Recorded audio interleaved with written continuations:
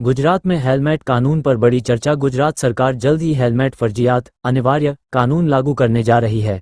इस मुद्दे पर आज गुजरात विधानसभा में सूरत के भाजपा विधायक कुमार कानानी ने अपनी बात रखी। वहीं सूरत में कांग्रेस नेता असलम भाई साइकिलवाला ने भी इस कानून पर प्रतिक्रिया दी। दोनों नेताओं की राय सुनने के बाद वीडियो में आप देखेंगे कि गुजरात के अलग अलग शहरों से आम लोग इस हेलमेट कानून पर क्या सोच रखते हैं। इसे सुरक्षा के लिए जरूरी तो बताया, लेकिन पहले खराब सड़कों को सुधारने की मांग उठाई। ये बहस अब सिर्फ कानून तक सीमित नहीं रही, बल्कि लोगों की रोजमर्रा की जिंदगी और सड़क सुरक्षा से जुड़ गई है।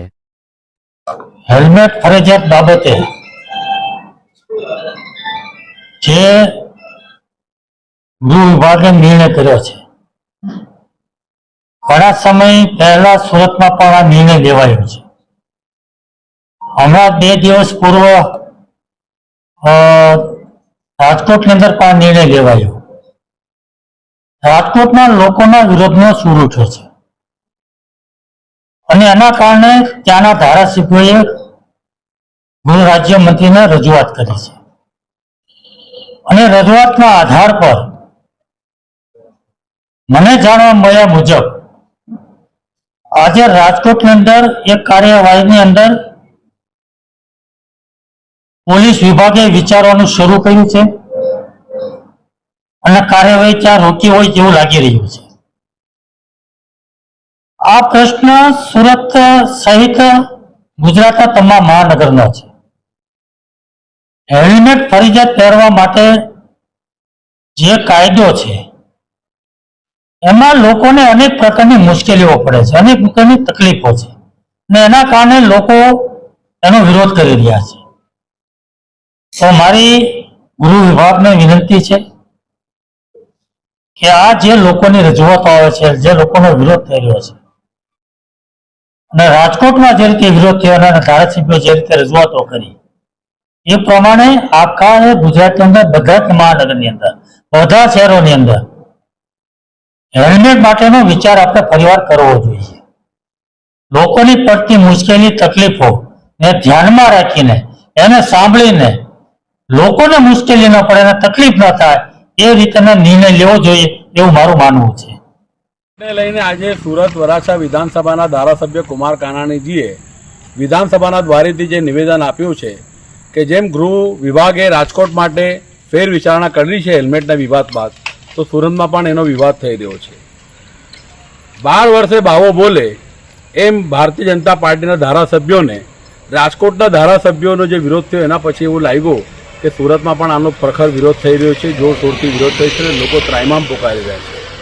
ગૃહ વિભાગનો જે પોલીસ વિભાગ છે એનું કામ છે કે શહેરમાં અસામાજિક પ્રવૃત્તિઓ ડામવી જોઈએ, જે અનૈતિક ધામો ચાલી રહી છે એને અટકાવવું જોઈએ, દારૂ જુગાર આંકડાના અડ્ડાઓ બંધ કરવા જોઈએ, એમડી ડ્રગ્સ હોય કે કોરેક્સનું જે ધૂમ વેચાણ થાય છે એને અટકાવવું જોઈએ, નહીં કે લોકોને હેલ્મેટના કારણે ત્રાહિત કરવું જોઈએ કે દંડનીય કાર્યવાહી કરવી જોઈએ। જે દિવસથી હેલ્મેટનો કાયદાનો સુરત શહેરમાં અમલ થયો છે તે દિવસથી કોંગ્રેસના તમામ આગેવાનો એનો વિરોધ કરી રહ્યા હતા। હું તો આજે પણ હેલ્મેટ પહેરીને નીકળતો નથી, સવિનય કાનૂન ભંગ કરું છું। એટલે મારી સરકારને પણ અપીલ છે, વિનંતી છે અને બાકીના જે ભારતીય જનતા પાર્ટીના ધારાસભ્યો છે, કુમારભાઈ કાનાણી સિવાયના બાકીના 11 ધારાસભ્યો જે સુરત શહેરની પ્રજાએ ચૂંટાઈને મોકલેલા છે એ પણ પોતાનું મૌન વ્રત તોડે અને પોતાની સરકારમાં લોકોની વેદનાને, સુરતીની વેદનાને વાચા આપે એવી અપેક્ષા રાખીએ। हेलमेट कानून और टूटी सड़कें, जनता की आवाज़। आदाब, मुस्लिम ऑफ गुजरात ये यूट्यूब चैनल पर आप सभी का स्वागत है। गुजरात सरकार अब पूरे राज्य में हेलमेट पहनना अनिवार्य करने जा रही है। ये कदम सड़क दुर्घटनाओं को रोकने और लोगों की सुरक्षा को ध्यान में रखते हुए उठाया जा रहा है। सरकार का कहना है कि हेलमेट पहनने से दुर्घटना के समय सिर की चोटों से जान बचाई जा सकती है। सच भी है कि हजारों लोग हर साल बिना हेलमेट के सड़क हादसों में अपनी जान गंवा देते हैं। लेकिन इस फैसले पर जनता का एक बड़ा सवाल है, पहले सड़कें ठीक करो फिर हेलमेट का कानून लागू करो। सड़कों की हालत, लोगों का गुस्सा। मानसून के बाद गुजरात के लगभग हर शहर और गांव की सड़कें गड्ढों से भरी पड़ी हैं। अहमदाबाद, सूरत, राजकोट, वडोदरा, भुज, पालनपुर, महेसाना, भरूच, वलसाड से लेकर छोटे गांवों तक हर जगह यही हाल है। जगह जगह पर बने बड़े बड़े खड्डों से गुजरना लोगों के लिए रोज का खतरा बन गया है। बाइक सवारों और स्कूटी चलाने वालों के लिए ये गड्ढे किसी जानलेवा जाल से कम नहीं। गड्ढों की वजह से अक्सर लोग संतुलन खो बैठते हैं और दुर्घटना का शिकार हो जाते हैं। बरसात में इन गड्ढों में पानी भर जाता है जिससे सड़क और गड्ढे का फर्क समझना मुश्किल हो जाता है। लोगों का कहना है कि जब सड़कें ही सुरक्षित नहीं होंगी तो केवल हेलमेट पहनने से हादसे कैसे रुकेंगे। जनता की मांग। जनता सरकार से पूछ रही है, सड़कें रिपेयर करना पहली प्राथमिकता क्यों नहीं है। हर साल करोड़ों रुपए रोड टैक्स, पेट्रोल टैक्स और नगर निगम शुल्क के रूप में वसूले जाते हैं, लेकिन सड़कों की हालत जस की तस क्यों रहती है। अगर सरकार वाकई लोगों की जान बचाना चाहती है तो सबसे पहले गड्ढामुक्त सड़क अभियान शुरू करे। हेलमेट जरूरी, लेकिन इसमें कोई शक नहीं कि हेलमेट जीवन रक्षक है और यह कानून जनता के हित में है। लेकिन जनता का तर्क भी सही है कि जब तक सड़कें सुरक्षित नहीं होंगी तब तक हेलमेट का फायदा भी सीमित रहेगा। लोग कहते हैं, हेलमेट तो सिर बचाएगा, लेकिन अगर गड्ढे की वजह से दुर्घटना हुई और इंसान नीचे गिरकर गंभीर रूप से घायल हो गया तो जिम्मेदार कौन होगा। सरकार के लिए संदेश। हेलमेट कानून स्वागत योग्य है, लेकिन उसके साथ साथ सरकार को चाहिए कि मानसून के बाद तुरंत हर शहर और गांव की सड़कों का सर्वे करवाए। जिन रास्तों पर ज़्यादा ट्रैफिक और ज़्यादा गड्ढे हैं वहां फास्ट ट्रैक रिपेयरिंग करवाई जाए। सेफ रोड सेफ राइड का नारा केवल कागजों में नहीं बल्कि जमीन पर दिखना चाहिए। निष्कर्ष, हेलमेट कानून जनता के हित में है, लेकिन सुरक्षित और गड्ढा मुक्त सड़कें भी जनता का हक हैं। अगर दोनों चीज़ें साथ साथ होंगी तभी सड़क सुरक्षा का असली उद्देश्य पूरा होगा। वरना लोग हमेशा यही कहेंगे, हेलमेट से जान बच सकती है, लेकिन टूटी सड़कों पर चलना खुद मौत को न्योता देने जैसा है। अस्सलाम वालेकुम, नमस्कार, जय हिंद दोस्तों। मैं आपका दोस्त हाजी जुनेद शेख, बड़ौदा, गुजरात से। गुजरात सरकार का निर्णय है कि हेलमेट फर्जियत होना चाहिए। अच्छा निर्णय है, हम भी इसका स्वागत करते हैं। पुलिस द्वारा 15 तारीख आखिर दी गई है और लोगों को अवेयर भी किया जा रहा है। हम हेलमेट के कायदे का कभी विरोध नहीं करते। हेलमेट का कायदा 100% हमारी सेफ्टी के लिए है, पर जो रास्ते पर हम चल रहे हैं क्या वो रास्ते भी सही होने चाहिए। आप देख सकते हो कि गुजरात के रास्ते कितने बड़े बड़े खड्डे और कितने खराब रोड हो गए। तो क्या पहले हेलमेट फर्जियत होना चाहिए या रास्ते बनने चाहिए, गुजरात पूछता है। आप सभी की क्या राय है कि पहले रास्ते बनने चाहिए, पूरी फैसिलिटी होनी चाहिए, जहाँ भी देखो वहाँ पार्किंग मिलना चाहिए और सरकार के द्वारा फिर हेलमेट का कायदा फर्जियत करना चाहिए। आपकी क्या राय है? 100% मेरे वीडियो में आप कमेंट कर सकते हो। दुआ में याद। अल्लाह हाफिज। जय हिंद, जय भारत।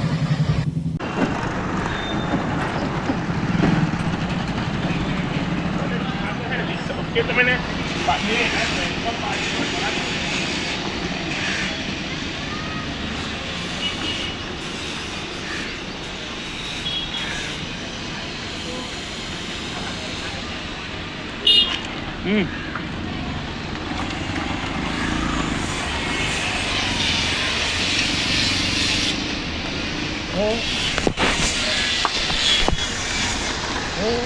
ગુજરાત પ્રદેશ કોંગ્રેસ સમિતિ માઇનોરિટી ડિપાર્ટમેન્ટનો જનરલ સેક્રેટરી મોહમ્મદ સોએબ સુકનીવાલા ભરૂચથી। અને સરકારશ્રીનો જે કાયદો છે હેલ્મેટ પહેરવાનો તેને અમે સ્વીકારીએ છીએ। એ સારી વાત છે, સુરક્ષા માટે દરેક નાગરિકની, વાહન ચાલકોની સુરક્ષા માટે ખૂબ જ જરૂરી છે અને પહેરવું જોઈએ। પણ મારો પ્રશ્ન એ છે કે આપણે જ્યારે ગાડી બાઇક ચલાવતા હોઈએ ત્યારે આપણે હેલ્મેટ પહેરીને ચલાવીએ છીએ, પરંતુ એટલા રોડ રસ્તાઓ ખરાબ છે કે આપણે હેલ્મેટ પહેરે છતાં પણ આપણે પડી જઈએ છીએ। તો આપણા માથા પર તો કદાચ બચી જાય હેલ્મેટની કારણે, પરંતુ શરીરના અન્ય ભાગમાં જેવા કે હાથ, પગ, પેટનો ભાગ, કમરનો ભાગ, એ ભાગમાં ચોટ લાગે તો એ ચોટ કેમ લાગે છે? ચોટ એટલા માટે લાગે છે કે આપણે ખાડાઓની અંદર ગાડી ચલાવી રહ્યા છીએ। તો ખાડાઓના લીધે આપણને નુકસાન થઈ રહ્યું છે। બાઇકના પાર્ટ્સને પણ નુકસાન અને શરીરના પાર્ટ્સને પણ નુકસાન થઈ રહ્યું છે। તો પહેલાં રસ્તાઓ સુધારવામાં આવે, પછી જ હેલ્મેટને ફરજિયાત કરવામાં આવે। કારણ કે હેલ્મેટ પહેરીશું તો ખાલી માથા પર જ આપણને અસર નહીં થાય, પણ અન્ય ભાગમાં તો આ ખાડાના લીધે અન્ય ભાગમાં તો ઈજા થવાની સંભાવના છે જ। એટલે પહેલાં સરકારશ્રીને મારી એટલી જ અપીલ છે કે પહેલાં રોડ રસ્તાઓ સુધારો અને પછી જ જે કંઈ બી તમારે કાયદો લાવવો હોય તે તમે લાવી શકો અને અમે તેનું ઇસ્તેકબાલ કરીશું।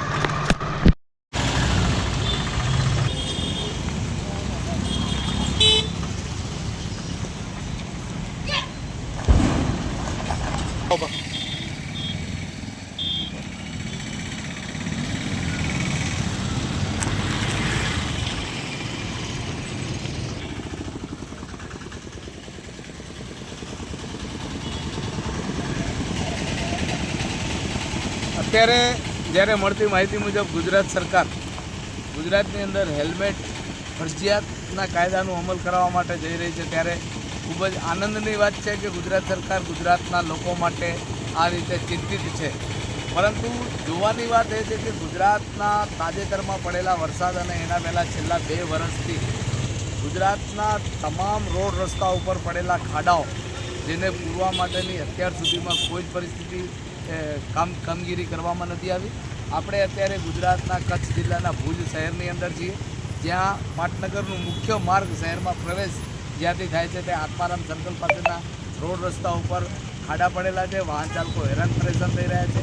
ત્યારે આ હેલ્મેટનો કાયદો લાવવાથી પહેલાં રોડ રસ્તાના ખાડાઓ પૂરવામાં આવે, રોડ રસ્તા વ્યવસ્થિત કરવામાં આવે.